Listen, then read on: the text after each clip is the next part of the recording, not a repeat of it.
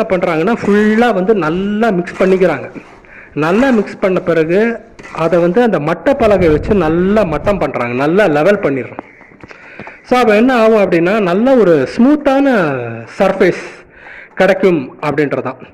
So அந்த மட்டை பலகையை வச்சு நல்லா மட்டம் பண்ண பிறகு எப்படி இருக்குது பாருங்கள், அப்படியே அழகாக இருக்குது. வீடியோவில் நல்லா அழகாக இருக்குது, நேரில் பார்க்கும்போது எனக்கு இன்னும் ரொம்ப சூப்பராக இருந்தது அப்படின்றதான். ஸோ இந்த மாதிரி தான் வந்து ஒரு தரமான வெதரிங் கோர்ஸு என்னை பொறுத்த வரைக்கும் அப்படின்றத நான் உங்ககிட்ட சொல்லிக்கிறேன். இங்கே பார்த்தீங்கன்னா 4.5 இன்ச்சு திக்குக்கு அந்த செங்கல் ஜல்லி இருக்குது. ஸோ அந்த 4.5 இன்ச்சு செங்கல் ஜல்லி, அதில் சுண்ணாம்பு, இந்த கடுக்கா வெல்லம் எல்லாம் போடும்போது என்ன ஆகுனா அதை வெயில் வந்து நல்லா தடுக்கும். வெயில் சூட்டை வந்து பில்டிங்கில் இறக்கிறத வந்து நல்லா கணிசமாக குறைக்கும் அப்படின்றதான். இது ஒரு வகையில் பாரம்பரிய முறையில் பண்ணப்பட ஒரு வெதரிங் கோர்ஸ் அப்படின்னு தாராளமாக சொல்லலாம். இந்த வெதரிங் கோர்ஸ் இந்த மாதிரி